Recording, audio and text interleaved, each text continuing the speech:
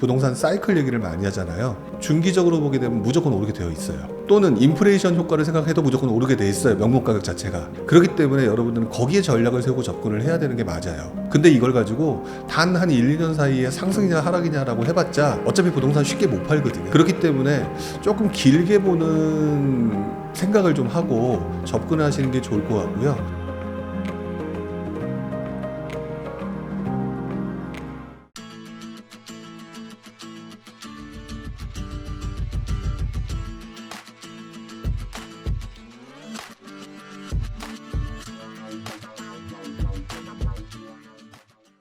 부동산이 좋아서 부동산에 관심을 갖고 부동산을 투자를 하고 여러분들한테 부동산에 대한 정보를 전달해 드리는 역할을 하고 있는 불용 시청가입니다. 반갑습니다. 제가 별로 이렇게 강의를 많이 하지는 않아요. 많이 하지 않는데 1년에 한 두 번 정도 그냥 딱 기준을 세워놓고 하는데요.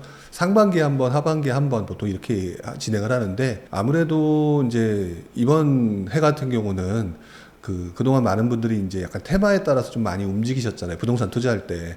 근데 이제 기본적으로 부동산의 가치, 그 다음에 길게 보고 어떻게 투자를 해야 되는지 그런 어떤 원론적인 부분을 조금 더 깊게 들어가야 된다는 생각을 가지고 항상 그 가치 투자반이라는 걸 해왔거든요. 그래서 그 강의를 요번에 다시 이제 2024년 들어와서 첫 번째로 이제 다시 시작을 하는 거죠. 보는 사람에 따라 다른 것 같아요. 첫 번째로는 저도 이제 사람들을 만나보잖아요. 만나보게 되면 많이 얘기를 듣는 것 중에 하나가 부동산에 관심 있는 분들은 지금 약간 흥분한 분들도 있는 것 같고 조금 흥분이 발생한 것 같아요. 서울이 드디어 다시 이제 움직이기 시작한다. 왜냐면 바로 직전이 안 좋았잖아요. 그래서 이제 상승장이 시작되는 거다. 여기에다가 또 각종 유튜브나 이런 곳에서 조회수를 올리기 위해서인지 모르겠지만 조금 설레발을 치시는 분들이 있다 보니까 조금 상승이냐라는 것들을 관심을 두고 계신 분들이 있다 이렇게 보여지고요. 또는 반대로 엄청나게 또 다른 지역에서 물리셨거나 아니면 부동산에서 부정적이거나 또는 부동산에 관심이 좀 떨어져 있는 사람들이 볼 때는 시장 전체로 보게 되면 부동산 시장이 이렇게 살아났다고 보기는 좀 어려워요. 그래서 그분들은 하락장이라고 볼 거라는 거죠. 그러니까 지금은 한마디로 말해서 자기 기분에 따라서 또는 자기 상황에 따라서 보는 것이 달라지는 혼돈장이에요. 그리고 이 혼돈장은 기본적으로 상승장이 지난 후의 혼돈장이기 때문에 저는 아직까지도 제 책에서 언급을 하고 있는 쇠퇴기의 전형적인 모습이라고 생각을 하죠. 기준점의 차이예요. 그러니까 보통 이제 심리학 용어로 그 앵커링 효과, 기준점 효과 이렇게 보통 표현을 하는데 어떤 기준을 잡고 보게 되면 그 기준에 따라서 해석을 하는 거거든요. 자, 그런데 기준을 제가 한번 바꿔보도록 할게요.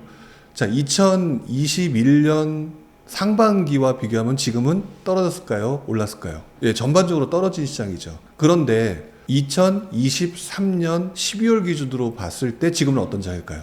결국 바꿔 말하면은 내가 어느 시점에 직전 상황을 가지고 어떤 것을 기준으로 해서 보느냐에 따라서 상승장이다 하락장이다 라고 떠드는 건데 제가 볼 때는 쓸데없는 논쟁이에요. 왜 그러냐면 우리가 알고 있는 정말 많은 사람들이 몰려왔을 때 급등했던 그래서 진짜 폭풍노도, 그러니까 질풍노도처럼 달렸던 그 시장의 끝점은 2021년이잖아요.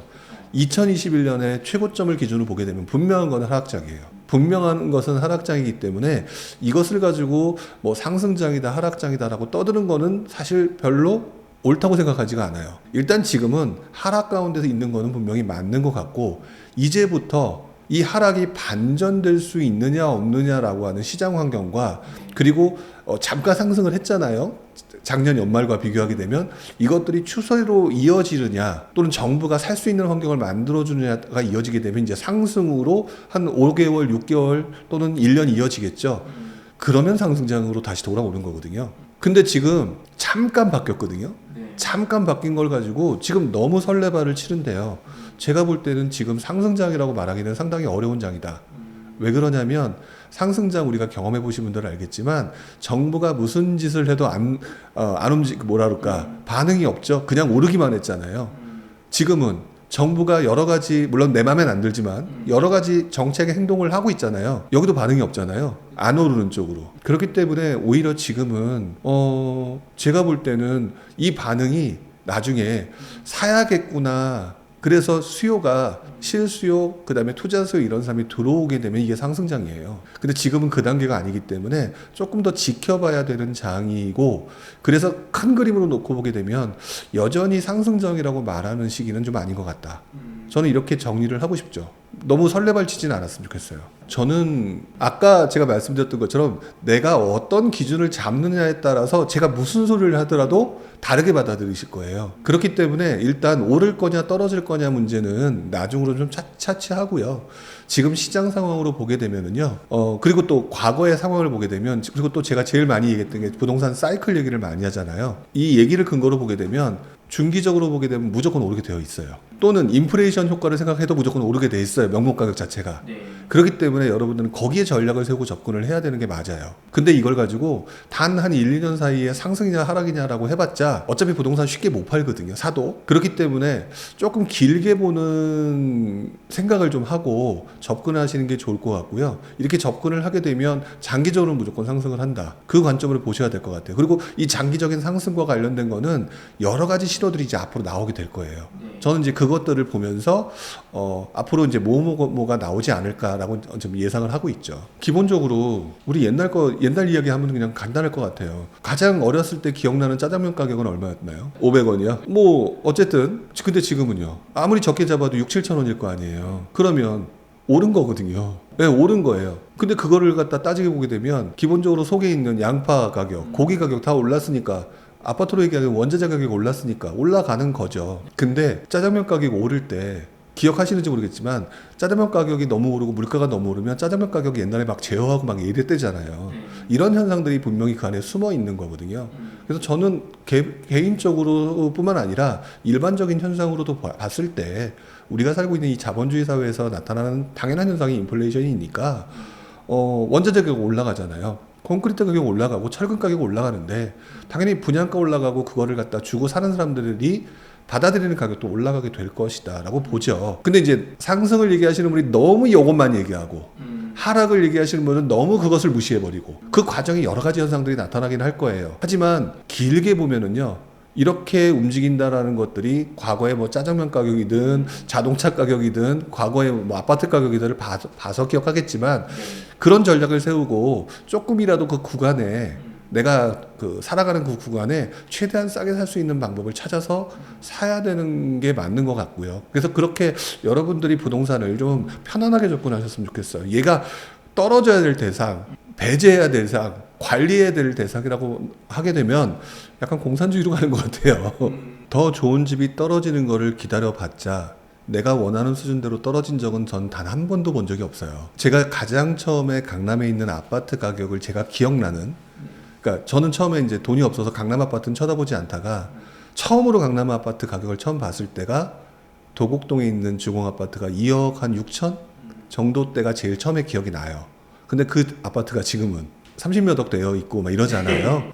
너무 극단적인 비교인지 모르겠지만 저는 그때도 분명히 제가 기억나지만 가격이 떨어질 거니까 좀 기다려라 라고 얘기했던 사람이 있었고요. 그 이후에도 있었고 그 이후에도 있었고, 실제로 2008년 금융위기 이후에 서울시장 하락장이었었고 그랬지만 내가 원하는 수준대로 떨어지진 않았던 것 같아요. 항상 주택가격은 비쌌고요.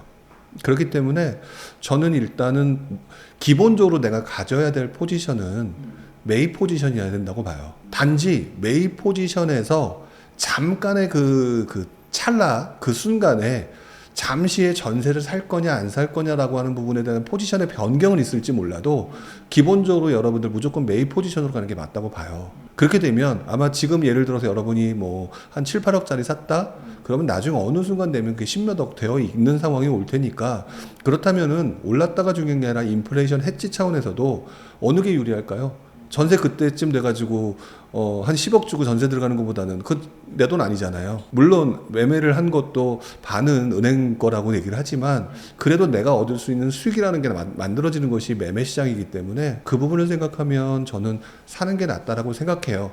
근데 제가 좀 전에 말씀드렸던 것처럼 시장 상황에 따라서 잠시 전세를 사는 것도 좋다라고 하는 부분에 대해서는 동의를 해요. 왜냐면은 제가 아무리 집을 사는 게 좋다라고 얘기를 그동안 해왔거든요. 해왔는데 안 받아들이세요. 왜냐면 집 가격이 떨어지는 걸 보기도 하거든요. 그러면은 잠시 전세를 사는 것도 뭐 좋다. 이게 약간 좀 단기적으로 보시는 분들이 있으니까. 그런데 전세 가격이 상승폭이 커지잖아요. 그럴 때는 무조건 매매 시장으로 전환하는 게 본인이 나중에 혹시라도 오를 수 있는 시세 차익을 그대로 가져가실 수 있는 거니까 매매로 빨리 전환을 하시는 게 유리하다고 생각이 들어요. 많이들 질문하셨는데 여기서 조금 그 질문에 대한 답을 하기 전에 정신 차려라라는 얘기로 먼저 얘기하고 시작을 해야 될 것 같아요. 왜 정신 차려라라고 얘기하는 게 그게 지금 무엇을 얘기하는 거냐면요. 내 가오예요. 내가 하고 싶은 것을 하면서 수익까지 보겠다라는 나쁜 속성이거든요. 두 마리 토끼를 다 잡을 수는 없어요. 두 마리, 그러니까 뭐냐면 약간 나 한 40몇 평 살고 싶어. 그쵸? 40몇 평 살고 싶은데 그걸 하려니까 강남 같은 데는 못 들어가니까 그거보다 조금 떨어지는 동네에서 살려고 하는데 되게 괜찮겠니? 라고 해서 내 생각에 동의를 요구하는 거거든요. 되게 나쁜 행동이에요. 뭐 나쁜 행동이라는 표현이 좀 이상할 수 있다면 이기적인 행동이라고 생각할 수도 있겠죠. 보통 이렇게 하는 게 정상적이에요. 저도 그랬고. 그런데 제가 투자를 하고 살아가면서 느낀 게 뭐냐면요. 둘루마리 토끼를 잡을 수 있는 경우가 발생하긴 해요. 로또 당첨처럼. 근데 그런 경우는 거의 없어요. 그러면 현실적으로 접근해야 되거든요. 그러면은 본인이 뭔가를 생각해야 돼요. 내 가오를 생각하는 게 먼저냐, 아니면 수익을 생각하는 게 먼저냐. 내 가오라고 생각한다면 당연히 조금 넓은 평형에 거기다가 뭐 쿠션도 좋은 거 갖다 놓고 안마의자도 갖다 놓고 그렇게 사시면 돼요.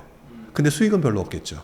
그런데 반대로 수익을 더 해가지고 얻어서 더 좋은 데로 더 계속 가는 게 목표다. 그러면 가오를 버리셔야 돼요.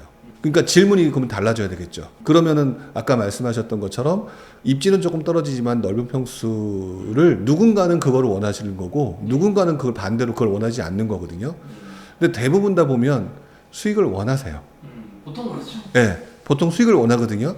그러니까 가오도 챙기고 수익도 챙기려다 보니까 이런 질문이 나오는 건데 가오 챙기고 수익 챙기는 사람들 쳐놓고 투자 잘하는 사람을 본 적이 별로 없어요. 그럴 때는 수익을 챙기는 게 맞고요. 그 다음에는 방법은 딱 하나예요. 수익을 챙기려면 네 생각을 백지화시켜라. 왜? 대다수의 사람들이 관심도가 높은 지역에 가면 돼요. 내가 아무리 좋아해도 내가 좋아하는 거는 소수고요. 가끔 그런 거 있잖아요. 예를 들어 그런 거죠. 극단적으로 보면 나는 좀 폐가 안 좋아서 난 공기 좋은 데 살고 싶어. 이렇게 얘기하시는 분도 있잖아요. 근데 공기 좋은 곳이 집값이 비싸던가요? 보통은 싸죠. 물론 강남에도 청계산이나 이런 데 있으니까 뭐 좋아요. 근데 그거는 대다수를 차지하고 있는 본류는 아니니까. 그렇게 따지게 되면 사람들이 대다수 사람이 어디를 좋아하느냐? 강남을 좋아하는 거고 입지가 좋은 걸 좋아하잖아요. 왜 그러느냐? 출퇴근하기 편해야 되고 인프라가 많아야 되고 그렇기 때문에 그런 것 때문에 대다수의 사람들은 그것들을 좋아하는 거거든요. 그러면 결국에는 본인의 가오에 대한 질문이 아니라 수익을 극대화하기 위해서 대다수의 사람들이 좋아하는데 그런 동네의 집 가격이 아직 덜 움직였거나 또는 너무 많이 움직였다가 요즘에 좀 많이 떨어졌다거나 이런 어떤 특정 시점을 노려서 들어가는 게 매우 중요하죠. 이렇게 몇 번 하다 보면은요, 제 말이 무슨 말인지 정확하게 이해가 되실 텐데 이것들을 경험해보기 전에는 아마도 제일 먼저 나의 입장과 나의 가오를 먼저 생각하실 가능성은 높지만 그것만큼은 기억하셨으면 좋겠어요. 내가 좋아하는 것보다는 대다수의 사람들이 좋아하는 곳을 해야 된다. 그 차원에서 내 질문을 돌이켜 보셨으면 좋겠다. 이렇게 말씀을 드리고 싶죠. 조금 좀 우스갯처럼 표현하자면 아직 정신 못 차렸다. 라고 설명을 드리는 거죠. 왜 그러냐면 제가 대다수가 좋아하는 사람을 찾아라고 했죠. 대다수의 사람들이 좋아하는 걸 찾으라고 했는데 나는 노원구가 싫은 거예요. 극단적으로 보면. 왜? 나는 아마 강남구라든지 마용성 정도는 살아야 돼. 라는 사고방식이 그 안에 숨어 있을걸요? 숨어 있을 겁니다. 기본적으로. 뭐 이거를 제가 맞히는 게 아니라 저도 그랬기 때문에. 그건 당연한 거거든요. 근데 잘 생각해 보세요. 우리나라 인구는 어쨌든 5천만이고, 그쵸? 서울 수도권 합하면 전체 인구의 반이라고 하잖아요. 2,500만. 그러면 2,500만이라고 하는 인구가 몰려 사는 곳이 서울과 수도권이에요. 여기서 노원구는 순위가 어느 정도 될까요? 엄청난 상위권이에요. 수도권까지 포함하면 엄청난 상위권인데 역시 내 가오에 안 맞을 뿐인 거예요. 결국 이 질문도 가오예요. 중요한 거는 노원구라고 하는 부분, 또 노원구뿐만 아니죠. 예를 들어서 서울에서 조금 선호도가 떨어진다라고 얘기를 하지만 그래도 충분히 가격대가 나오는 곳들 중에 하나가 뭐 은평구라든지, 그쵸? 그 다음에 뭐 강북구, 중랑구, 뭐 이런 곳들이 지금 선호도가 떨어지긴 하는데, 그래서 다른 수도권보다 가격이 엄청나게 낮냐 이거죠. 아닐 거예요. 중요한 거는 아까 그랬잖아요. 대다수의 사람들이 좋아하는 곳을 선택하는데 여기서도 대다수가 들어갈 수밖에 없는 지역인데 내 기준에 의해서 거기 동네를 배제시킨 거잖아요. 그런 짓을 하면 안 되는 거죠. 투자자 또는 부동산에 관심이 있는 사람이라면 기본적으로 그거를 대부분 놓쳐요. 이것들을 깨는 순간 여러분들은 부동산 투자를 조금 쉽게 볼 수 있을 수가 있거든요. 요거를 깨우치는데 저도 약간 한 10년 가까이 걸렸어요. 근데 여러분들은 조금 빨리 이런 것들을 알고 이해하시는 게 맞을 거라는 생각이 들어요. 지금 우리가 지난 10년을 돌아보면은요, 다 알고 계실 거예요. 상승장이라고. 이 상승장은요, 정부가 무슨 짓을 해도 오르기만 했던 시장이었어요. 그러다 보니까 누군가는 돈 벌었고요, 누군가는 돈을 못 벌었어요. 그렇기 때문에 이 가운데서 시기 질투가 발생하고, 그래서 많은 사람들이 조급해져 있거든요. 그래서 지금 보면은, 그리고 또 누군가는 욕심 부려가지고 지금 힘든 상황이 온 거고요. 시장이 꺾여가지고 이런 상황이거든요. 근데 정말 많은 사람들이요, 이 시장이 다인 줄 알아요. 상승장이 있으면은요, 침체장이 있고요, 회복장이 있고요, 뭐 되게 많은 장들이 있거든요. 이 시장에 또 시장 문화가 있단 말이에요.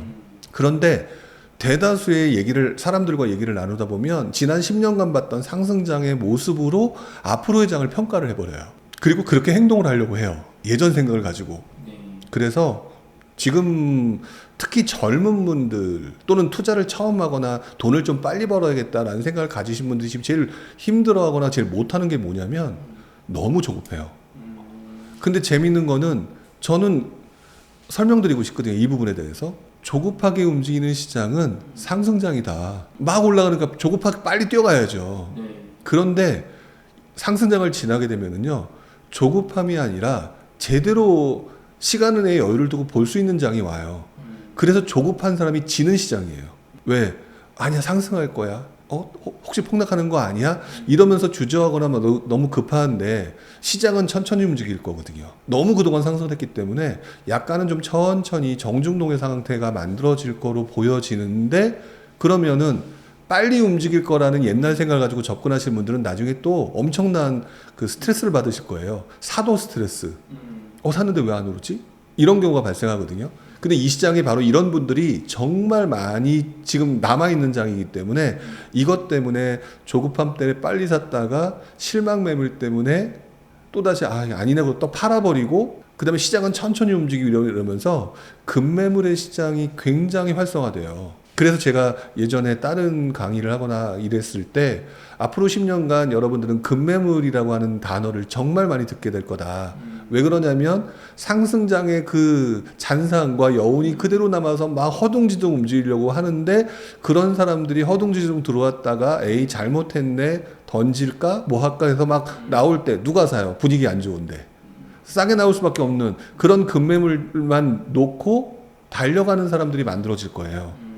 그래서 이 시장에는 조급하게 굴면 절대 안 되는 시장이에요. 그래서 저는 조급하게 하지 말았으면 좋겠고요. 여러분들이 지금 그동안 알았던 지식들이 와장창 깨지는 시장이 이제부터 시작될 거라고 봐요. 아예 뭐 부동산에 관심 없는 사람들이야 그냥 떨어지길, 폭락하기를 바라시겠지만, 부동산에 관심이 있었다가 요즘 조금 힘들거나 실망을 하시는 분들도 있잖아요. 절대 떠나지 않으셨으면 좋겠어요. 이때 정말 새로운 시장을 또 배우는 거거든요. 그래서 이렇게 배우면 되는 거고, 그러면서 조금이라도 그 시기에 싸게 살 수 있는 매물을 사라. 그리고 또 내가 가지고 있는 매물 때문에 힘들다라고 한다면 예전에 그 올랐던 그 가격이 다시 올라오면 한참 걸릴 수 있으니까, 급매물이 움직여지는 시장이라면 내 매물도 급매물을 내놓는 방법, 그렇게 생각하는 게 훨씬 더 유리한 시장이고, 이 과정에서 조금 흔히 말하는 중용의 매일을 배우게 될 것 같아요.